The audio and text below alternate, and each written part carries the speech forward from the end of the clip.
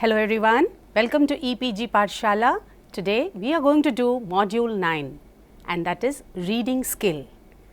After learning about this unit, you will be able to have a clear understanding of the nature of reading, understand the significance of reading skill. You will be able to specify the different levels of reading comprehension, recognize the various skills involved in reading, distinguish between skimming and scanning, describe the different types of reading and also identify various strategies to improve reading skill. So, we move ahead with these objectives in mind. Reading is a very essential activity in our life. It is done with a purpose. It is said, reading maketh man. Reading is very essential. The purpose behind it is selected by us because either we do it to get information or to seek pleasure. There are various types of texts that we read. It may be an expository text, it may be a narrative text, it may be, a different type, literary or non-literary texts.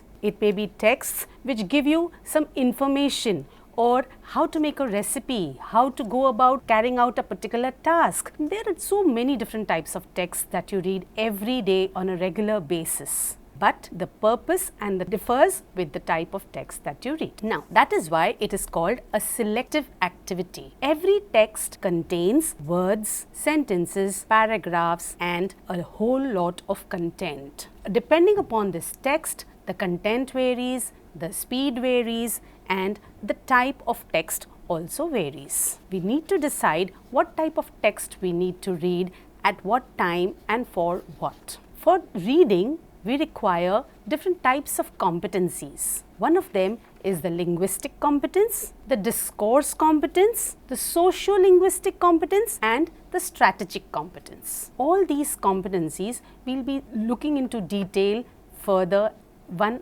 after the other. Now, before we see what are these various competencies, let us see the significance of reading. Why do we exactly need to learn reading properly and accurately? Learning to read is important not only for language learning as for pronunciation or knowing grammatical structures, but for a variety of other reasons. We need to learn reading to be able to get information for some purpose or to get to know about some topic, the answer to a question or the solution to a problem. To learn how to perform a task in our work or our daily life, for example, to know how an appliance works or how to cook a new recipe. To keep in touch with friends through letters or understand official correspondence. To know when or where something will take place or what is available for consulting timetables, programs, announcements,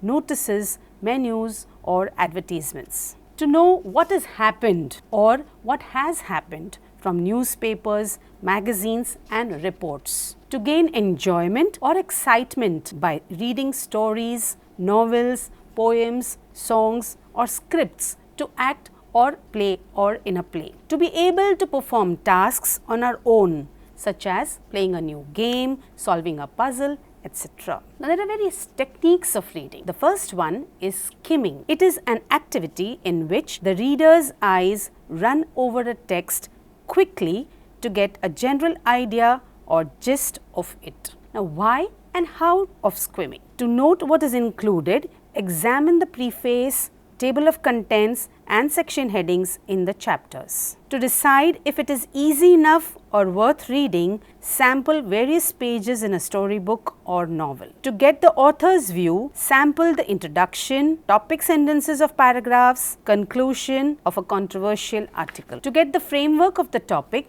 examine introduction, the main points, section headings, illustration or maps, conclusion of chapters. To decide whether to read, examine headlines, illustration, topic sentences and introductory paragraphs of newspaper articles. Now, what are the advantages of skimming? They are, it improves average reading speed, it saves time and labor, there is more output in less time, it gives plenty of reference information and has a fund of knowledge. It keeps one abreast of new developments. It serves as a consolidated technique for revision at the time of examination. Of course, it does have certain disadvantages too. It does not give the reader a full comprehension of the content, as chunks of material are left in between. All reading material is not very well organized, so meaningful skimming is not possible. The second technique of reading is scanning. Scanning refers to reading a book or text for specific information. Now, how to scan? Decide in mind what you want to search for. Glance rapidly down the page or column, expecting the information to stand out. Chapter titles, headings of chapter divisions, side headings, italic section headings, etc. will function as signposts. Move the eyes across the pages briskly so that what is sought for strikes the eyes. Note down or highlight the required specific information, reading the passage, keeping in mind the pre-reading questions, and then focus on specific information.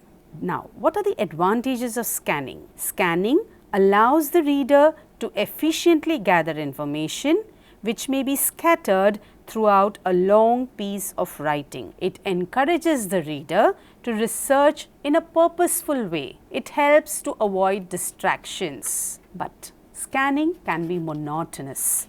The technique is not suited for long periods of study, as it is easy to lose concentration. Although scanning is a good way to quickly gather facts, it is not always thorough and a key fact may be overlooked. The context in which a fact appears may affect its meaning. Without reading the surrounding text, it is easy to misinterpret a fact's true significance. Now, there are various types of reading. Loud reading enables students to read with correct pronunciation of vowel and consonant sounds, articulation, accentuation, fluency and intonation.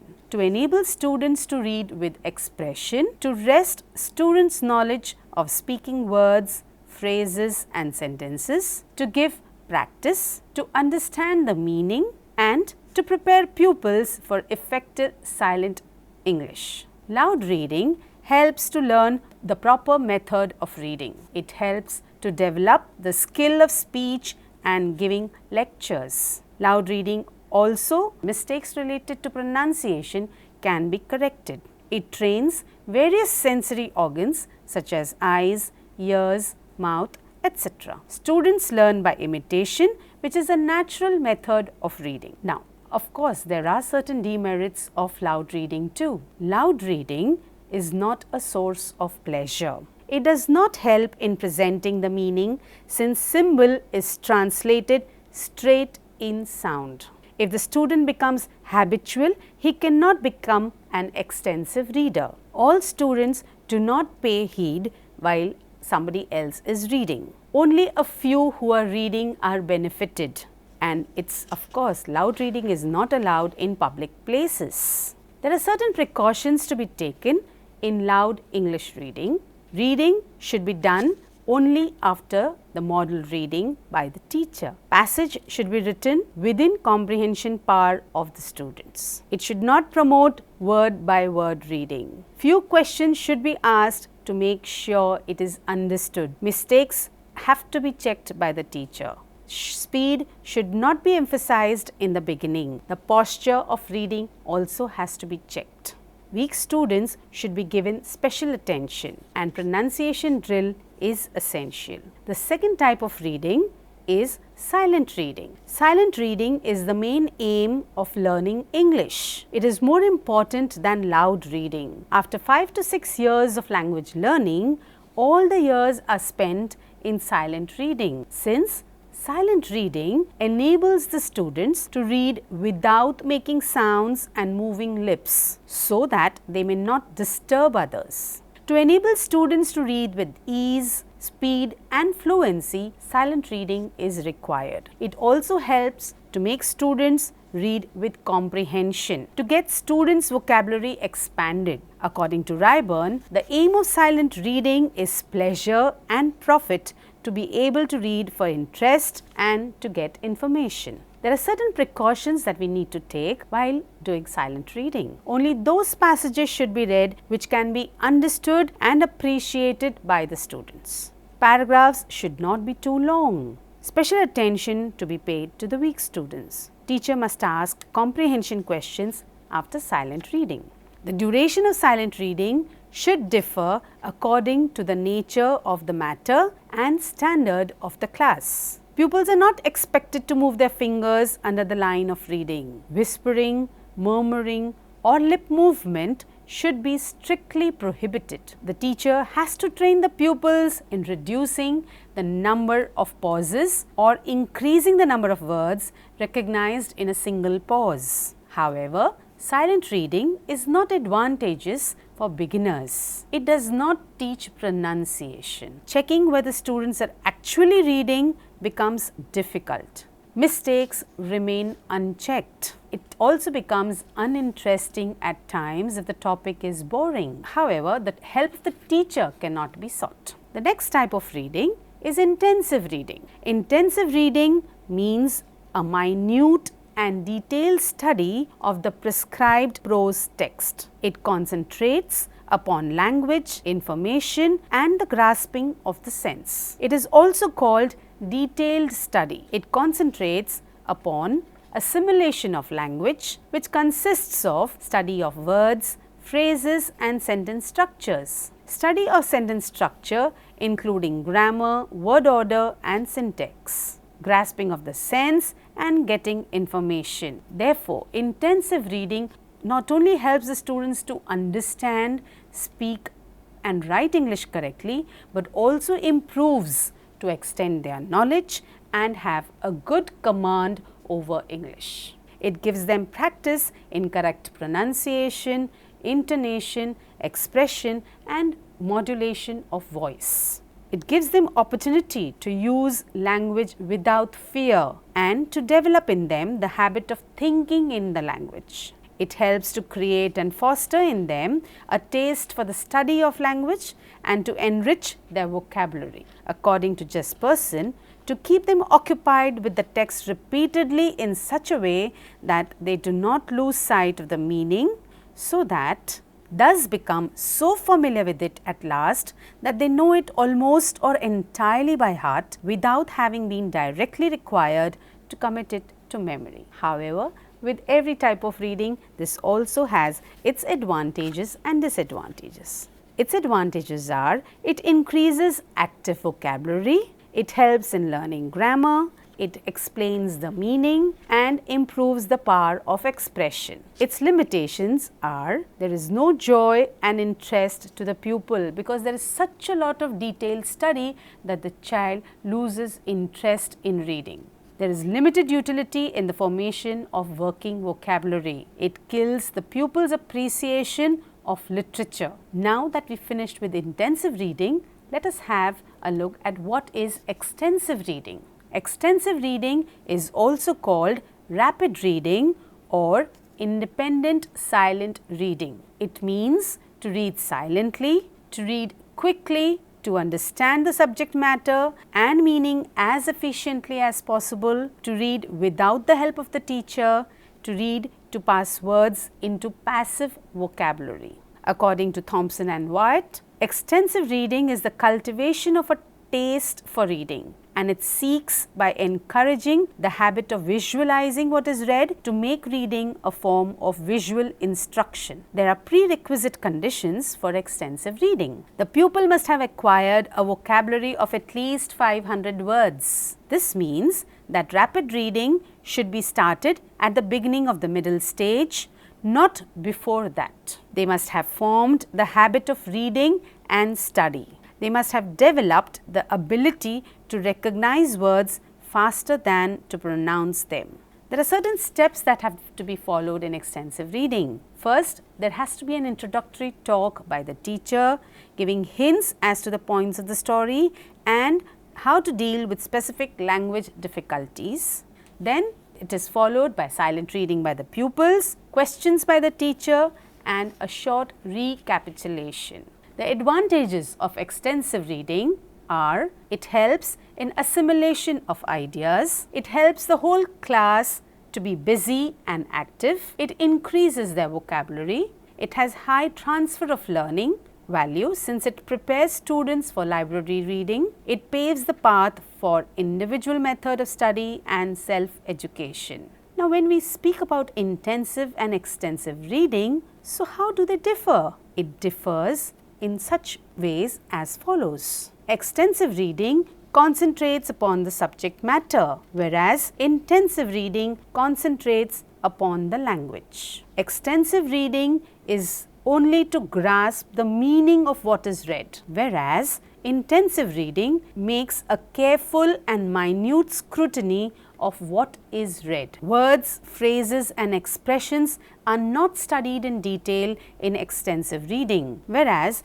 words, phrases and expressions are studied in detail in intensive reading. In extensive reading, new words and phrases occurring in the book pass into the pupil's passive vocabulary. This does not happen in intensive reading. New words and phrases occurring in the book pass into the pupil's active vocabulary. The pupils should only be able to understand and not use all the common words, phrases and expressions in the book. Reading by pupils is silent and independent in intensive reading, whereas in extensive reading, reading by pupils is allowed and controlled by the teacher. There is minimum help by the teacher in intensive reading, whereas in extensive reading, the help by the teacher is maximum. The non-detailed lesson is essentially a place for no teaching or minimum of teaching. The detailed reading lesson, intensive reading, is essentially a place for careful teaching. Good readers operate cognitively at 4 highly interrelated and overlapping levels of meaning. They are literal meaning, interpretative meaning, critical meaning and creative meaning. Literal comprehension involves the reader in understanding the information stated directly in the text. He or she should be able to state exactly what the passage is saying. The reader does not have to dig too deeply to get at it. In interpretative level, the reader must be able to read between the lines to recognize the ideas and information that are not directly stated in the text. The reader must make inferences. Critical reading requires making judgments with regards to a text. It also includes giving reasons for the judgment, commenting on the views expressed in the passage and the appropriateness and effectiveness of the treatments of these ideas. Creative reading calls for the generation of new ideas, insights, applications and approaches. It requires invention, prediction and use of imagination. The skills and strategies of reading may be stated broadly as follows. Skills involving flexibility of technique has variations in reading rate, skimming, scanning and study reading, etc. Skills of using non-textual information is information that is strictly not part of the text. Reference apparatus, graphic conventions, illustrations and diagrams are a part of it. Word attack skills are recognizing the letters of the alphabet and reading groups of letters as words, understanding the meaning of words by using morphology, contextual clues or a dictionary. Text attack skills are interpreting the text as a whole using all the clues available including cohesion and rhetorical structure. Now, let us look at certain strategies that we can use to improve our reading skill. There are some important tips given here. Read at a time you are awake and alert. Many people read more quickly in the morning than in the afternoon. Don't put off reading until late at night or when you are feeling drowsy. Select a quiet place for reading, such as in a library. Make sure the lighting is adequate. Remove any distractions such as the radio or television. Think about your reading before you begin. For example, if you are reading a textbook chapter, think about why this chapter was assigned and what you expect to learn. If you are reading a novel, read the title, author's name and inside or back cover. Pause regularly, such as at every textbook section or chapter of a novel, to remind yourself what just happened. If you have trouble recalling the basics of the information or plot, stop to check your comprehension at every page or every few pages. Avoid highlighting. Instead, write questions or comments in the margins. Try to actively engage with the material, identifying what you agree or disagree with instead of passively absorbing the information. Underlining the main ideas might improve your comprehension, but don't underline too much. Push yourself to read faster. This might temporarily decrease your comprehension speed, but over time it will improve your speed and your comprehension too. Adjust the reading speed to fit your material. For example, you might need to read a contract at work very carefully and very slowly, while you could quickly skim a textbook chapter to review or read a leisure novel at a fast pace. Read every day for at least 20 minutes. Your reading skills won't improve unless you practice. Time your reading speed. Set a timer for 2 minutes, for example, and read until the timer stops. Write down your time, what you were reading and how many pages you read in 2 minutes. Quiet your inner reading voice.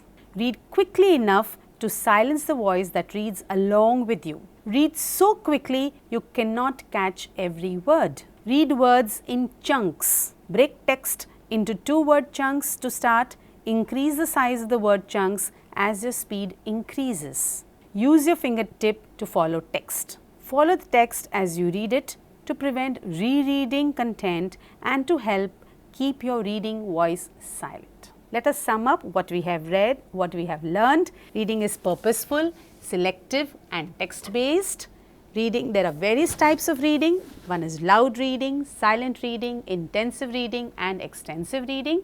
We have seen the techniques of reading, that is skimming and scanning. We have seen the various competencies that are required for reading, the linguistic competency, the discourse competency. We have seen certain strategies that will help to improve our reading speed. We have also seen the advantages and disadvantages of various types of reading.